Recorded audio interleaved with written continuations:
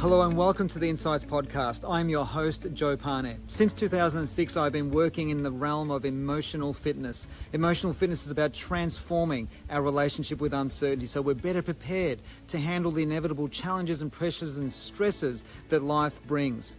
We get to explore in this podcast series what impacts our relationships, what inspires our actions, and what influences all of our decision making. We also gain clarity on what matters most, what matters least, and what brings us joy in this life.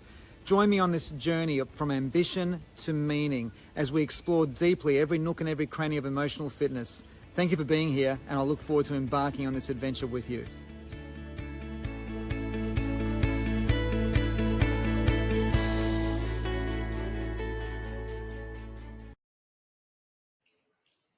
Hey everyone, Joe Pane here, and welcome to episode 106 of Insights. I really appreciate you being here. If you have been listening to any of the series of episodes or any of the episodes of Insights and you profoundly resonate with the content and what the messaging is all about, then please go ahead and subscribe, because by subscribing you'll receive notifications of when new episodes come out. And also you'll receive notifications of when we're running some trainings, some free public event trainings that we run online quite regularly, specializing in the realm of behavioral profiling and emotional fitness. And today, we're going to be focusing on an aspect of emotional fitness very, very deeply, and that is perspective. In one of the early episodes here, I covered off on the 5 key focus point areas of emotional fitness, and perspective is one of them. Now today, as you can probably tell from the headline here, is that we're going to be focusing on how to create a depression-proof perspective. Now, that's a big statement. Now, something I need to share in advance, and that is to acknowledge the fact that not only is depression difficult, like to say the extreme least, but it's also very complex. Every individual who experiences any form of depression, whether it's depressed mood, ranging all the way to clinically defined depression, is that these things are very, very complex. You can have 5 people with clinical depression or depressed moods and experience them all uniquely, and the causes of which are all different. So there are many, many roads that lead to depression. And the great news is there are also many, many roads that lead out of depression. So I just wanted to share with you that what I'm sharing with you in this particular episode is coming from a place of deep respect and a profound level of sensitivity to anything you may be going through. So I'm hoping that there's something in what I'm sharing today that if you're having some issues with depression, or you know someone who is struggling a little with some aspect of their life, that there's something in this podcast today that can help them navigate their way out. And the way to do that is to create what I call a depression-proof perspective. Now, what I'm going to share today, is it the panacea? Does it resolve everyone's issues around depression? Of course it doesn't. But can it help many people? I believe that it can. In fact, I know that it can, because a lot of these episodes and the content that I share with you here is based on the last 19 years of my work as a coach. And that's the other thing I wanted to share with you here, is that I'm a coach, not a therapist. And the difference is that a coach does not solve the problem. A coach resolves the thinking that created the problem in the first place. And so what we're looking to focus on in the realm of perspective here today in this episode is the thinking involved, or the focus point. So thinking is very much made up of what we choose to focus on and the meaning that we give what we are focusing on. That in essence is what thinking is. Because whatever we're focused on, so focus in the word, if you use the word focus and the word thinking interchangeably, that it's the same thing. Because what you're thinking about is what you're focusing on, and what you're focusing on is what you're thinking about. And what we're focusing on is what we get to experience to the exclusion of everything else. The emotion that we experience in anything that we're observing or witnessing or experiencing directly is as a result of the meaning that we're giving what we're focusing on. So that's the backdrop of what we're looking at here. Now, when it comes to perspective, there are so many ways to create a healthy and clean perspective. And the reason why having a very healthy and clean perspective matters immensely is because when times get tough, we need to have a very clean and strong and healthy perspective to lean on. Now, our perspective, of course, is our bigger picture view of life. It is our philosophy. It is, I'm sure that when you and I have ever been caught up in the dramas of life, whether it's a spot fire we're putting out at work, or whether it's a dilemma that we're navigating with the family, or it's some complex relationship issue that we're trying to get through, getting caught up in the dramas of life that are very real experiences, is that having a perspective to go up to. Like, has anyone ever said to you, hey, You just got to get things into perspective here, or go up to perspective. I'm sure you've been told this. I'm sure you've heard this before. And so having a healthy perspective to go to matters immensely when we get caught up in the weeds or the dramas of life.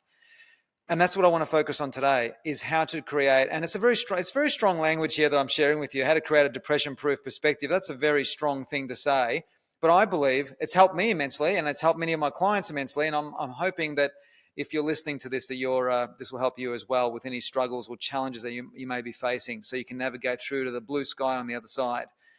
So where I turn my attention here within this whole topic, or this whole subject matter perspective, is I want to focus on a portion of my library here at home, which is dedicated to near-death experience case studies. I've been reading about these for years, and what I'm excited to share with you is that there are a number of themes that come up in themes that are quite consistent. So that's what the nature of a theme is. It's something that's repetitious, something that happens consistently in the reportings backs of people who have actually, their bodies, their cardiovascular system and their brain functioning has actually ceased to exist, so technically dead, and have come back to life within 5, 10, 15 minutes and reliving vividly the experience that they had whilst their body was not functioning. So the other thing also is that when I'm talking about near-death experiences, sometimes this can be challenging for some people's thinking or some people's psychology, especially if it's somebody who doesn't believe that anything exists beyond the physical death of the body, which I also have a profound level of respect and sensitivity to. So in order to open our minds to possibilities of what can happen maybe beyond the grave, beyond the passing of our bodies, is that there's also today in this episode a very, very special parable from Wayne Dyer, who I want to share with you. He wrote a book called The Sacred Heart, or bear with me here, Your Sacred Self, pardon me. Your Sacred Self was a book that Wayne Dyer wrote many, many years ago, of course, before his passing back in 2015. So, and it's a parable that I think is a beautiful story to embrace, that I'm going to share with you here, that could possibly open up our minds to a whole new concept of what may be there after we live. Now, for the point of this podcast and what I'm about, I do believe that there's something incredible. There's a mystery. There's a universal intelligence, a God, call it whatever you want, that exists on the other side, which is ironically, as Alan Watts has often said in his work, it's where we've actually come from. We've actually come from this mystery, and we're returning back to the mystery. So what are you afraid of? And I love how he says that. So let's go back to the near case studies. So what I want to do is I'm going to share with you one specific theme that I see come up almost all of the time. This is one of the most powerful themes I see come up in these case studies that blows my mind, that I still cannot psychologically, emotionally, even spiritually, even understand completely. But it's certainly opened up my level of divine curiosity as to what is that we get to experience beyond the physical universe of the earth and our bodies. So a theme that shows up, and this is like almost in all of the case studies I've read, where the person shares the incredible love that they have for their son or their daughter or their wife or their husband or their mother or whoever it is, 1, 2, 3, 4 individuals, 5 individuals in their life that they would die for, that they love unconditionally. And I can relate to that part because having twin boys myself and my wife and I have been married for 28 years. My sons are about to turn 17. I would do anything for, and my best mate as well, I would do anything for these people. I would die for them. I would give anything to help them be alive and be well. And that's as close as I know what unconditional love is. However, it goes to a whole nother level when we're on the other side, apparently, because a lot of the people who report back their experiences report back that when they were aware that they were in the process of exiting their bodies, their fear was, their huge fear was, I'm leaving the people behind who I love beyond description. So, and there's a big fear and a big attachment that comes with that. And then when they actually leave the body and go into this other level of reality, whatever we want to call it, the mystery, the universal intelligence, Christ consciousness, whatever you want to call it, is that all of them, so the case studies that were in life situations where they were surrounded by deep love, all of them, when they went to the other side, had zero interest in coming back to the people that they had this immense love for, because the love on the other side is of such an ineffable, indescribable, powerful, profound. There's no English word, there's no word in any language that can even come close to describing what's on the other side. And I'm blown away by that. Like, I cannot imagine not wanting to come back to my sons, to my wife, to my friends and my life. I can't imagine that. But apparently on the other side, it is that beatific, it is that ecstatically incredible that we have very little interest in coming back. Like zero interest. I find that astounding. So I can't wait to experience that kind of love, because that is amazing. And so what I wanted to share with you, and this is so perfect, this parable from Wayne Dyer's book, Your Sacred Self. This is a parable that you may or may not know. It's called Life After Delivery. Life After Delivery. It is a beautiful story. Every time I've read it, every time I've heard it, it just brings these tingles into my body and into my soul. It is just a beautiful thing. So if I can ask you to have an open mind, and I dare say if you didn't have an open mind, you wouldn't be listening to podcasts like this. So I'm sure you've got an open mind. And just before I hop in to share this parable with you, this powerful parable, and the purpose of me sharing this with you is all angling toward how to create a depression-proof perspective. And I'm going to circle back to that statement at the end of this conversation in the next few minutes. So just bear with me. I'm going to, because I've got more to say about that. But just very quickly, remember, if you haven't subscribed already and you're connecting with this content and you really resonate with this deeply, go ahead and press, what do they say on YouTube? Smash that like button and subscribe, because that way you will receive notifications as soon as these episodes come out, if you want to listen to them as soon as they come out. And as I said earlier, equally as importantly, you will also be notified of any of these special events that we've got coming up, specializing in the realm of emotional fitness and well-being and behavioral profiling. We often run free public masterclasses on Zoom for people to come and check out the work that I do. So, all right. So let's have a look. I'm going to share this. I'm going to read this parable out. I think it is just gorgeous. So let's have a look at this. Remember, this is called Life After Delivery. In a mother's womb were two babies. One asked the other, "Do you believe in life after delivery?" The other replied, "Why, of course. There has to be something after delivery. Maybe we are here to prepare ourselves for what will be later." "Nonsense," said the first embryo.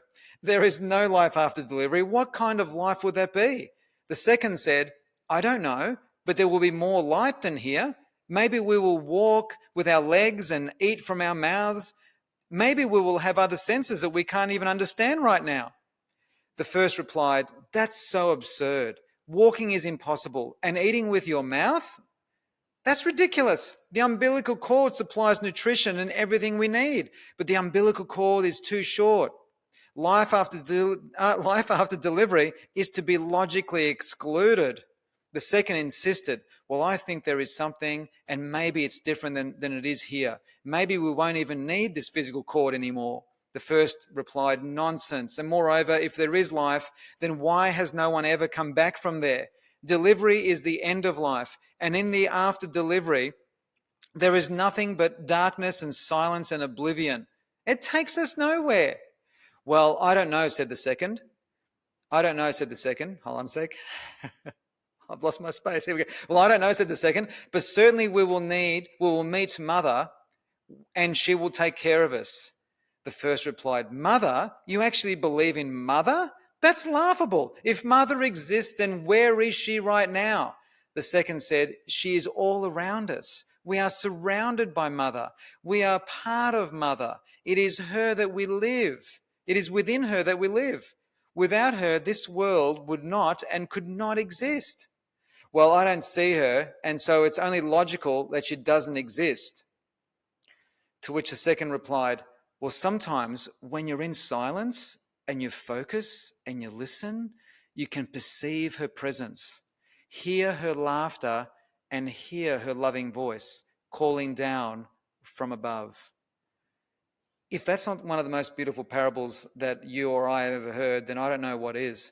That's an amazing story of two embryos wondering whether there's life after delivery. Well, one certainly wasn't wondering much at all. There was zero curiosity there. But I hope there is something in that parable for you, that there is so much more to life than the dramas and the challenges that we actually face. Earlier last year, so at the current time of this recording, it's currently in the middle of 2025. Early 2024, my father passed away, and my dad had a business all of his life. He was a car mechanic. He had employees, responsibilities, all the pressures, all the highs and the lows that come with having a business that is so literally hands-on. And I remember all the dramas and ups and downs. I remember what he was going through many, many times as I was an observant, little kid and teenager, observing his moods and emotional ranges that he got to experience. And, in the twilight of his years, as he was fading away and eventually passed away, a massive realization hit that none of that actually matters. None of that matters. Whatever you're going through right now, the day will come where it won't matter. And I'm not talking about the day when you die. I'm talking about some day in the future. And I find that to me, the definition of a depression-proof perspective is a perspective that brings us peace, that brings us clarity, that brings us a sense of joy, that brings us a significant level of hope. And by hope, I'm talking about something to look forward to that is beyond description, beyond language, indescribably beautiful, ineffable, as I say. And I really hope that this parable that I've shared with you today inspires you to keep building and creating what I call this depression-proof perspective. Because I find, and I've been operating my own business now, I'm in my 20th year. And there are times where all of this gets very lonely. There are times where it gets challenging. There are times where I can't be bothered. There are times where, and then there's all the opposite of that as well. There's the joy and the wins and the losses. There's everything under the sun. And what I often use is what I've shared with you here. Exactly what I've shared with you here is what I have been accessing in my thoughts and in my focus points or in my mind when I find myself getting caught up in the weeds of life. This parable, by the way, I've only discovered this recently. I didn't actually know about this particular book by Wayne Dyer, so I haven't actually been using that in my life. I've been using all the other stuff that I've shared with you around perspective, especially for those of you who follow me in the emotional fitness space. So I hope this helps. I hope this gives you something to navigate with. But that parable is magical. I especially love that last bit where, Mother is all around us, so we could not exist without her. And that when you're in silence, just in a moment, you can hear her laughter. You can hear the love in her voice. That's when we find space. That's when we're meditating or walking alone somewhere in nature and just tuning in. I think there's nothing more important that adds to the quality and to the profundity and to the depth of our perspective than that. All right. So thanks so much for listening, guys. Once again, if you haven't subscribed, go ahead and subscribe. So that way, to the podcast here, so that way you'll receive notifications of all of the kind of work that I do that I trust and hope adds value to your life and to those that you love. Thanks so much for tuning in. Deeply appreciate it. Look forward to reconnecting with you again very soon. Bye for now. I trust you enjoyed this latest episode of the Insights Podcast and received great value. Please remember to subscribe and share your reviews, and I'll see you again very soon.